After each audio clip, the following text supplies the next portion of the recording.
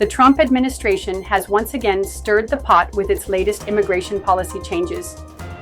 This time, it's all about tightening the screws on asylum seekers. The Trump administration has taken another controversial step in its immigration policy. According to a memo obtained by CNN, the administration has ordered legal service providers working with unaccompanied migrant children to immediately halt their operations. This move has raised serious concerns among human rights organizations, legal experts, and immigrant advocacy groups. This decision is part of a broader pattern of actions aimed at reducing support for immigrants in the United States.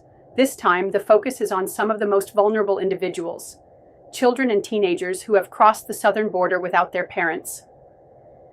Many of these children have fled violence, poverty, and persecution in their home countries, hoping for safety and protection in the United States. The Department of the Interior issued the directive on Tuesday, specifically targeting the Acacia Center for Justice, a nonprofit organization that provides legal assistance to unaccompanied migrant children. According to the center, it has helped nearly 26,000 children who were either in the custody of the Office of Refugee Resettlement or had recently been released. The Office of Refugee Resettlement, ORR, which operates under the Department of Health and Human Services, is responsible for caring for unaccompanied migrant children. These children often arrive in the United States alone, without family members to support them. Without legal assistance, they face significant challenges in navigating the complex immigration system. Legal experts and advocacy groups have strongly criticized the administration's decision. They argue that suspending these legal services undermines due process, disproportionately harms vulnerable children, and puts them at even greater risk. Many of these children have already endured extreme trauma, including violence, abuse, and dangerous journeys across multiple countries. Now, without legal representation, they could face deportation back to dangerous conditions without a fair chance to present their case.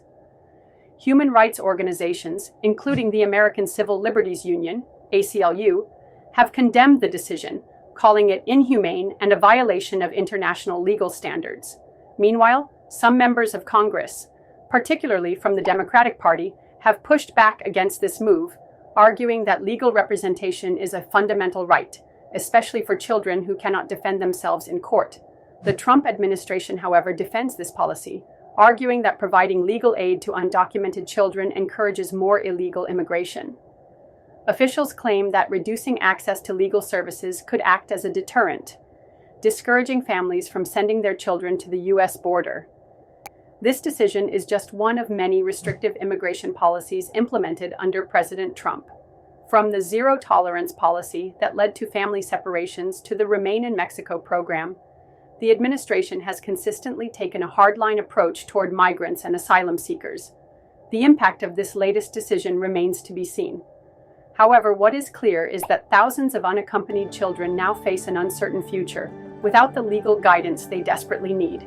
As the debate over immigration policy continues, one key question remains. Should vulnerable children be denied legal representation, or should they be given the chance to seek safety and a better future in the United States?